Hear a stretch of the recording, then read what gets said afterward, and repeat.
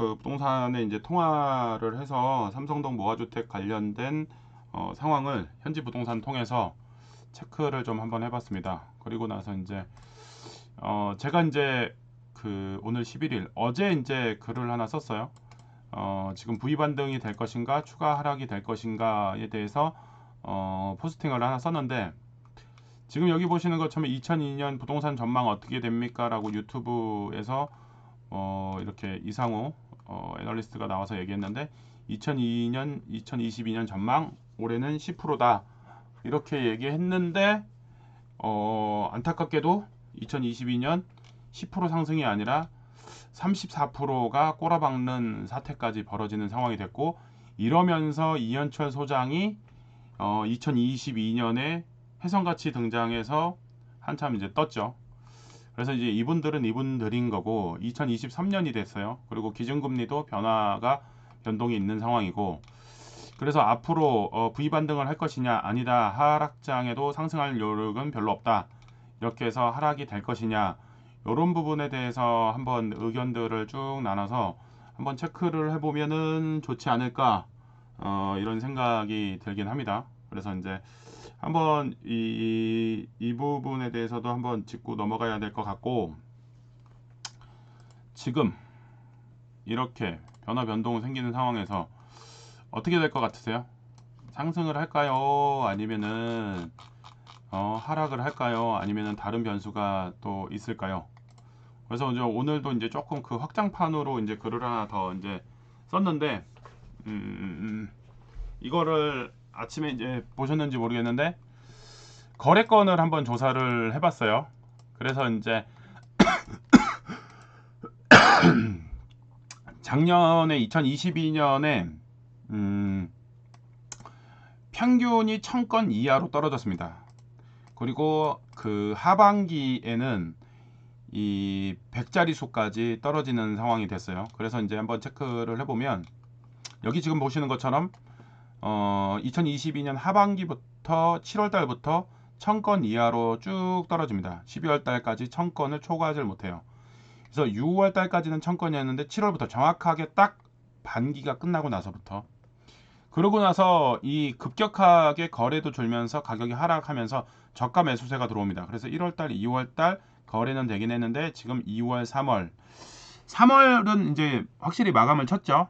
여기서 근데 이제 은평구의 250세대의 청년주택을 빼고 나면은 한 여기 2700세대, 2500세대, 2700건 이렇게 거래건이 2월과 3월이 비등비등하게, 현재 4월은 최종적으로 마감은 다 안 됐지만은 좀 비등비등하게 3월과 비슷하게 2700건에서 3000건 안 되게 이렇게 지금 움직이고 있는 상황인데, 지금 평균을 한번 따져볼 필요가 있죠. 이렇게 조금 올라온 거가 정상적인 거래치까지 올라온 건지 아니면 아직도 미진한 건지 그 전년도를 한번 비교를 해볼게요. 그리고 이제 여기서 중간에 이슈가 됐던 1, 2월 달에 송파가 거래가 터졌죠. 저가 거래, 잠실 5단지.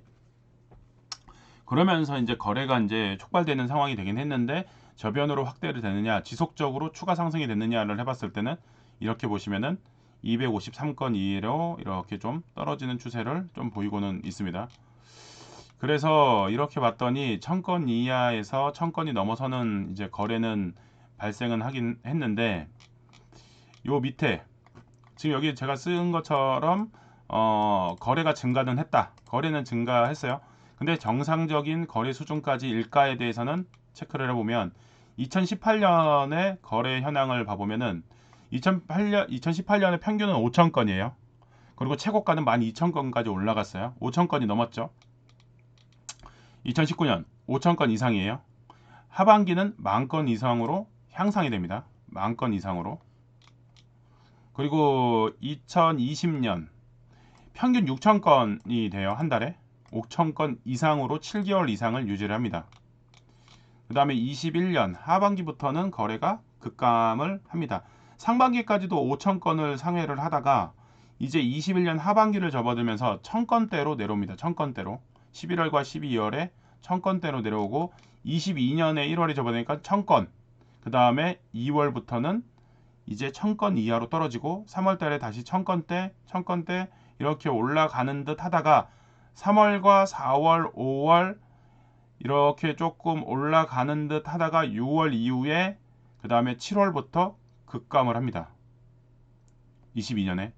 그렇다면 23년 현재 기준으로 가서 다시 위에 올라가서 지금 23년을 보면은 다시 이렇게 상반기에 꺾여 있는 거를 기준으로 해서 다시 좀 올라가는 추세가 됐었는데 하반기를 접어들면서 여기도 보면은 22년에 보면은 하반기를 접어들면서 6월을 정점으로 해서 여기까지는 1000건을 딱 찍었는데 5월까지 1700건을 찍고 연속 비슷한 흐름을 보여요. 올해하고 2월, 3월, 4월, 5월까지 6월까지도 괜찮은 흐름을 보이다가 7월 달에 확 꺾입니다. 그래서 2023년 하반기를 시작하는 7월, 이 7월 거래가 어떻게 될 것이냐. 제가 올해 신년회 때도 말씀을 드렸어요. 6월 달 거래까지를 한번 잘 보자. 그리고 5월 31일에서 6월 1일로 넘어가면은 소유주가 변동이 되는 거죠. 보유세의 변동이 발생을 하고 그래서 6월 달까지 거래를 본 다음에 7월 달이 어떻게 되느냐에 따라서 올해 하반기의 향배가 결정되지 않을까.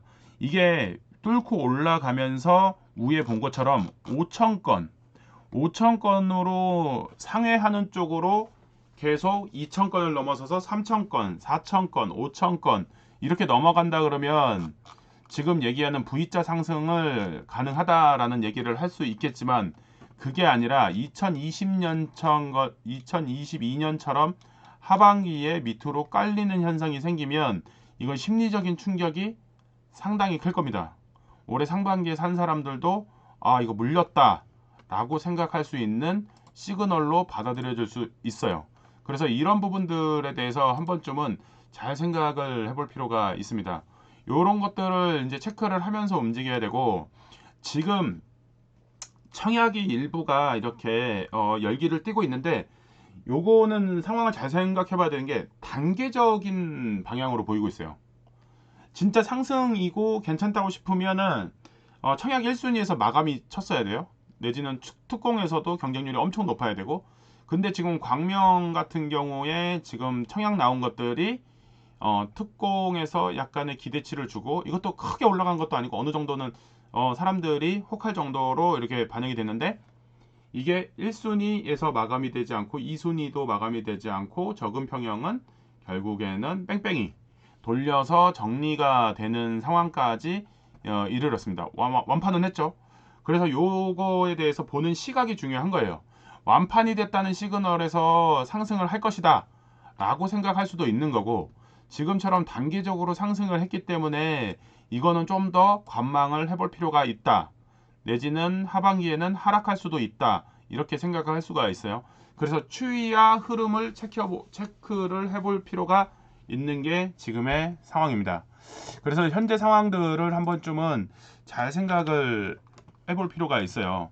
지금 제가 봤을 때는 돈에 여유가 되시는 분들은 조금 여유가 되시는 분들은 기다려보는 것도 흐름을 체크하면서 기다려보는 게 좋고 진대 무주택자인데 청약을 활용해서 내가 생애 최초로 구입을 한다 그러면 어차피 부동산은 우상향하는 경향이 있기 때문에 청약이 분양가가 싸다면 할 수는 있습니다. 근데 고분양가로 해서 분담금을 내기가 어려운 상황이라 그러면은 그런 부분은 뒤까지를 생각을 해서 투자를 해야 되지 않을까 생각이 듭니다.